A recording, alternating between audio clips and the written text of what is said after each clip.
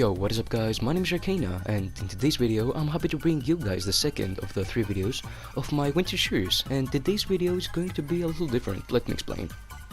Other than the second part of the Arctic season, this video is going to be the start of a new series on my channel, in which I'll try to review every single sniper rifle in the game.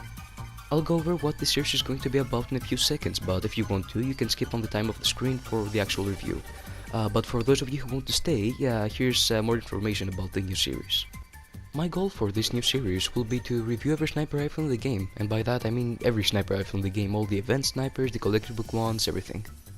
I've been wanting to do something like this for a long time now, you know, just go over and review like a whole category of weapons. And so yeah, I'm really happy that I actually get the chance to do it for this new series. And one more thing, this new series won't be, you know, winter exclusive like the Arctic season. The videos will come out whenever they're ready, which is very good because I'll make sure that they're well polished. There are some more things which I'm going to mention while we review the weapon, but for now I think that's pretty much it, so without any further ado, let's get right into it. When thinking of snipers, what comes to mind? Maybe the powerful obliterator, maybe the neon sniper that can shoot through walls, or maybe the tsunami for some reason. The game is full of useful, interesting and unique snipers, and the tsunami. But in my opinion, one of the snipers that stands out is the scope Dragonfly. And that's why I decided to kick off the series with this semi-automatic iconic gem. Or bolt action if you're a battle royale player. Now let's take a look at one of my favorite things about weapons, the statistics. If you were to take a look at the weapon statistics, you'll notice 4 different things. First of all, that the weapon has very high headshot damage, that its fire rate is not that high, that the range is insane, it's 25,000, which is the best in the game, and finally that the impact is somewhat high. And that does make sense if you think about it. For example, the headshot damage is high because it's a sniper, the fire rate is a bit low because it's semi-automatic, the range is almost infinite because the weapon has a scope. And I was gonna say that the impact is big because this weapon uses sniper ammo, but it uses medium bullets, so I don't really have an explanation for this one. And now let's take a look at the perks I decided to go with. As you can see, for the first and fourth perk I decided to go with a crit build, which basically means crit rating and critical damage, and that's because the weapon already had a very high base crit rating, and so it's a very smart thing to, when you see a weapon that has a high base crit rating, to put a crit build on it, so that's why I did that. For the second perk I went with magazine size, and that's because when using a sniper it's always better to have a bigger magazine. I chose the energy element for this weapon because this is one of those weapons that you'll use against every single enemy, so yeah, I wanted to not be specific and make it so that it's effective against everyone. And finally I went with damage to afflicted targets because the weapon causes affliction. And now here's something which I'm sure most of you didn't notice. Almost all of the good weapons in the game, and I'm not only talking about ranged weapons, usually have just a factor, a thing that drags them down. Think of it as a weakness. The weaknesses for ranged weapons can be low damage, a low fire rate, or even a small magazine. And again, for melee weapons, it can be low damage, low impact, or a slow swing rate. There are other weaknesses too, like for an example, elemental locked weapons. Recently I reviewed a sword on my channel, the vacuum tube sword, which was locked to nature. Something like that can drag a weapon down, but it's usually the best weapons that have weaknesses. After taking a look at this weapon statistics, other than the somewhat low fire rate, this weapon has pretty much no weaknesses, which is great and something that will definitely help the weapon out when it's compared to other snipers. And here's the hero build that I'll be using, but before we take a look at it, yes, I won't be using Zenith. And that's because in my opinion, he's not that good of a hero actually. You see many people giving him praise for his perks, but in my opinion it's not that good. If you use him as a support hero, then he only gives you water affliction, which is not good against all types of enemies, and if you use him as your commander, he just freezes some husks whenever the weapon crits. It's not bad, but I think it's better to use Rabbit Raider Jonesy. And that's why I chose him as my commander, because of his amazing perk which gives you 225% crit damage. And for the team perk I went with Preemptive Strike because it's one of the best team perks for snipers, and I think that you can get this from, which hero is it? Raven? Yeah, Raven. So if you don't have Raven, then I suggest you use something else. For my first support hero I went with Headhunter because he increases your headshot damage whenever you stack multiple headshots, and I'm a very big headshot guy when it comes to snipers, so I think this is a very good hero. I then went for Locked and Reloaded because it increases your weapon damage whenever you reload your weapon, and will be reloading a lot, so I think this is one of the must heroes whenever you make a sniper build. And speaking of must sniper build heroes, here's Redline Ramirez with her amazing perk that gives you sniper damage.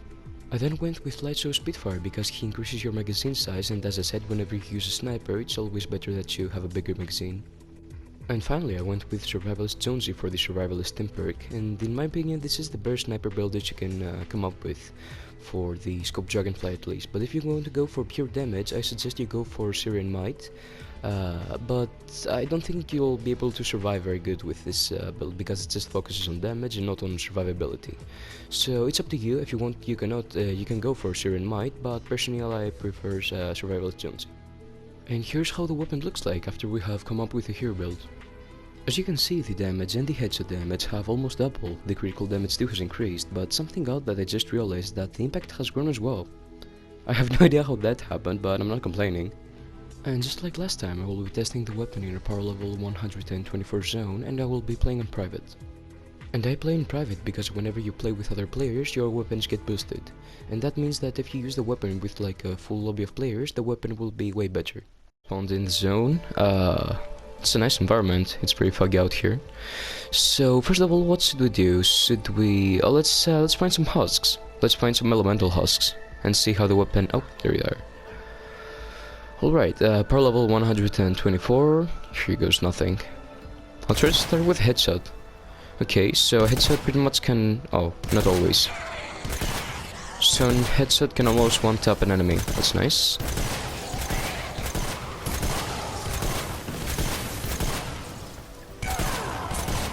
Let me kill the killer first, because it's gonna kill them. And you can see like the affliction whenever you shoot at the enemies. Yeah, one of them died right there. And let's kill the witch. Oh, is his head behind the stones? I don't think so. And like, yeah, this the critical damage is very high in this weapon, but doesn't always crit. But whenever it does, it's pretty good. Alright, that wasn't bad at all. Could have been a bit quicker, but it's alright. Now let's go find some let's find some more husks actually, and then we'll go on the mist monsters. I want to test the weapon out against Smasher and see how it's oh, my audio just really lagged there. And you can even see, like with no scopes, it's not that bad. It's like I'm using the weapon on a power level 100 zone. It's pretty good actually. Didn't expect it to be that good. I mean, the fire rate's a bit low. I can see if you get cornered with this weapon, I'm not sure how easy it'll be to escape, but yeah. And I will try to not use my abilities because we're reviewing the weapon right here, not the hero. Yeah. Like, that's what I meant. Whenever they have shields, healers, that's where it becomes a bit hard, but we'll figure it out.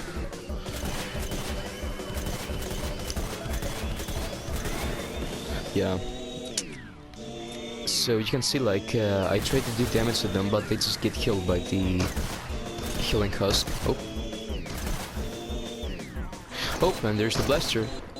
Alright. I said I'm not gonna use the abilities, but I'll try to just clear out the area with from husks, and then we'll try to fight the mist monster. Should I use the war cry?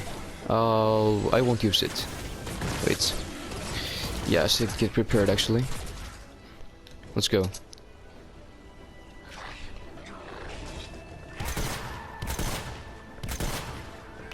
Let's go. Reload. And where is she? Where is she? Where'd the blaster go? Oh.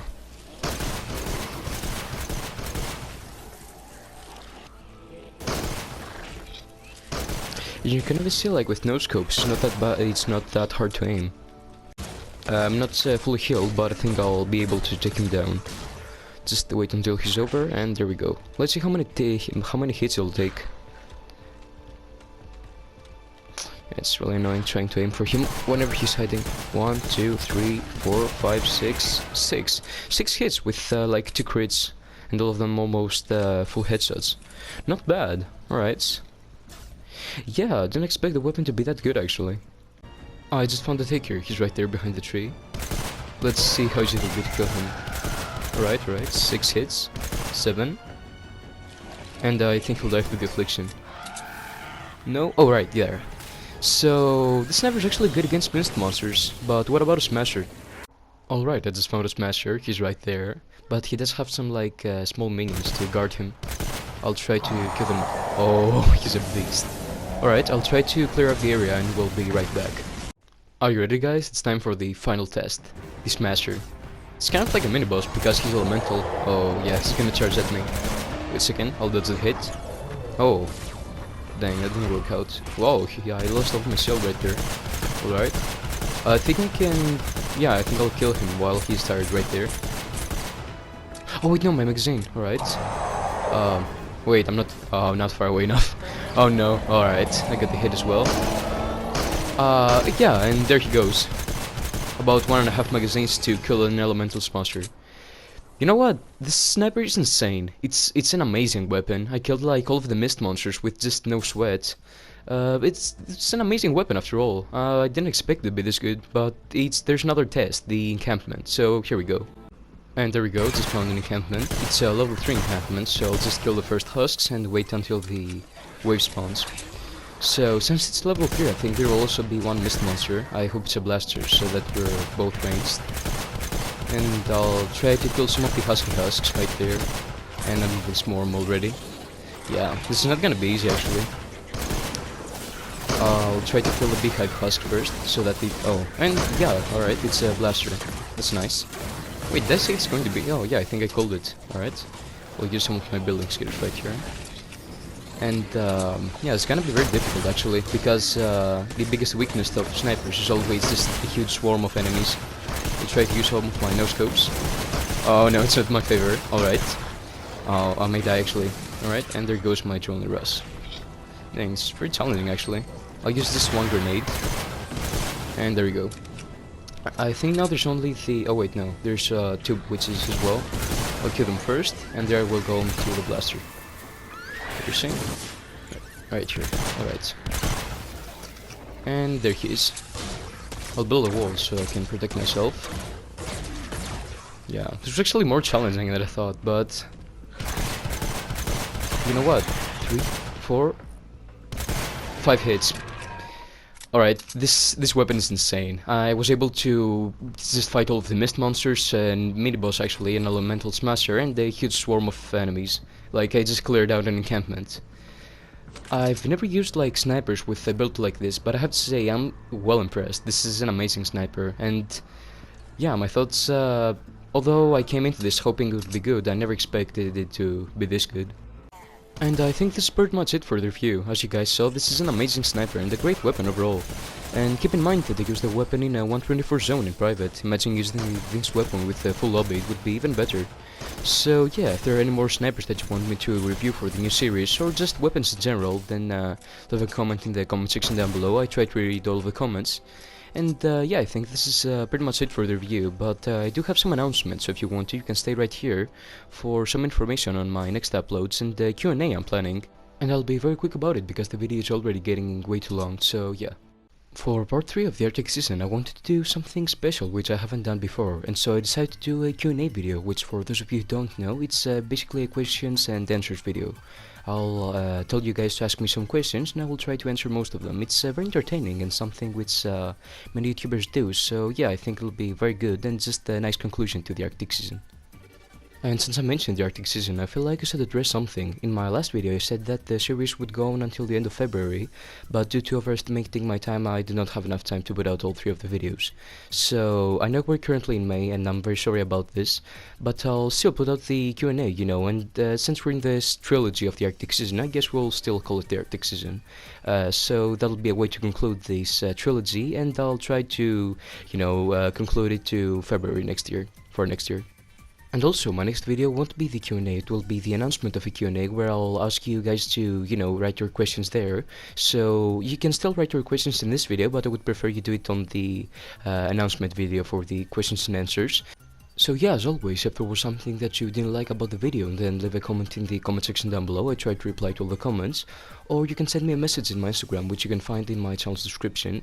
I'm always open to criticism, so yeah, if there was something that you didn't like, then definitely let me know so I can fix it. Thank you so much for the support. We're currently at 78 subscribers, and who knows, we might actually reach 80 by the end of the month. So yeah, as always, take care and be pure.